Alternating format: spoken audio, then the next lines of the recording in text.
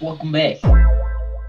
It's your boys, 304 Studios. And today we are talking about Spider-Man 2 Part 2. Faiz, hit us off right now. Yeah. Okay. So, I think if Marvel Spider-Man 2 does this, it'll be like damn near perfect. But I know everyone's gonna hate me for bringing up Arkham series again because everyone compares Arkham to Spider-Man. But I have to in this example.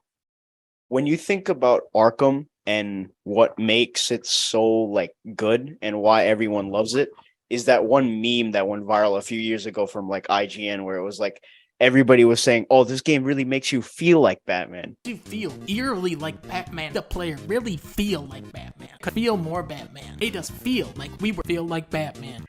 But in reality, Yeah. that's literally what made that game special. It was the fact that, hey, everything you see in the movies and the comics and the cartoons you watched growing up, you can do all of that in this game. Like, picture okay, Ayaan, when you think of Batman, what comes to mind? Name 3 things.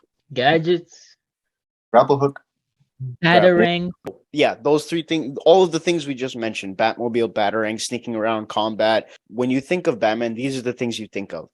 And the genius behind the game series is that they took everything that makes you think of Batman and they implemented it into the game, which is why this game is so good. Because when you play that game, not to mention that meme again, but you feel like you're Batman. You feel like you're playing that movie. You're like, everything Batman can do in the comics, I can do in this game, right?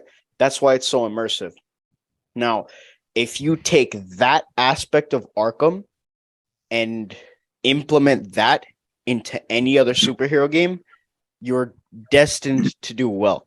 Because, like, for example, I mean, like, I'm gonna point out a flaw in Spider-Man PS4 that kind of goes against this theory. But when you think of Spider-Man, you think of wall crawling, agility, like flips, swinging around, webs, things like that, right? At any point in time, if you were to think of we just named 3 things for Batman, right? If you were to name 100 things for Spider-Man, would any of them be a gadget that eliminates gravity and causes 10 bad guys to start floating up? No, okay, yeah. I see Would what that you mean. would that The ever gadget be is something that comes to mind when you think of Spider-Man? When you think of Spider-Man, hey, we're gonna make a game about Spider-Man. Let's add a freaking grenade that he throws that just makes people float upwards. Like, you know what I mean? It's cool that they added it, and it's a fun thing to use in the game. But the thing is, that's not Spider-Man, right? And if you use that like mindset, I feel like going into the game, when you're making the game, hey, every single gameplay mechanic in this game is going to be something Spider-Man-esque. You feel me? How are we in a position where we have a grenade that can make people float up, but we can't run down a wall? I'll go a step further. Stealth in general. Does You don't see stealth Spider-Man really... do that. He said it, yeah. When have you... It's very rare that you see Spider-Man like sneaking around in the shadows and webbing. Like, it's, I guess, maybe, but like... So I would like for that aspect of the game, the aspect of the game that actually makes you feel like, oh, this is something Spider-Man would do. I would like them to just focus on that. Forget the gadgets, forget the stealth. We don't really need that. And I feel like the reason they're using those things is because they're copying something that they know works, right? They're looking at Arkham and they're like, these guys were onto something, right? They used gadgets and everyone loved it. They used stealth and everyone loved it. So we need to do that so everyone loves our game. But I think the thing they failed to understand is it's not necessarily the gadgets and the stealth that everybody loved. It's the fact that Batman has gadgets and stealth, and you can do that in the game. So when I play a Spider-Man game, I'm playing that game to feel like Spider-Man, not Batman. So when I play a Spider-Man game and I open that game up, I'm not trying to sneak around in the shadows, and I'm not trying to throw grenades that electrocute people and throw people up in the air. I'm trying to swing around. I'm trying to web people. I'm trying to run up and down walls. And I feel like a lot of this effort is being poured into different venues that don't really need it, like gadgets and stealth.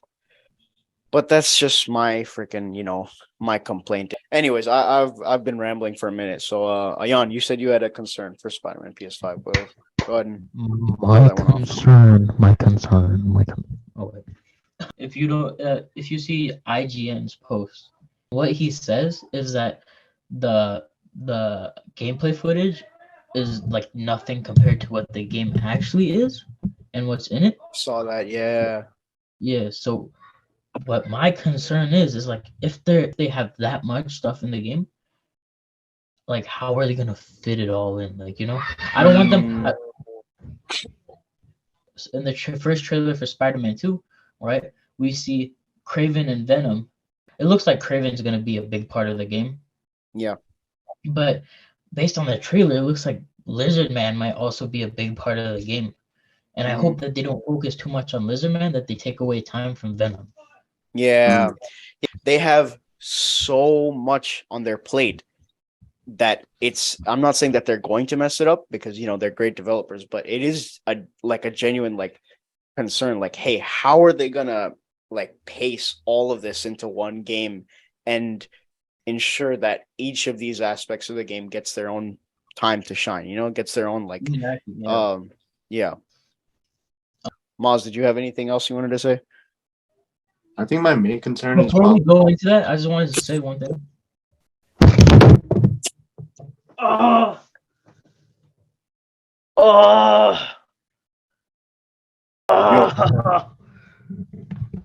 Why?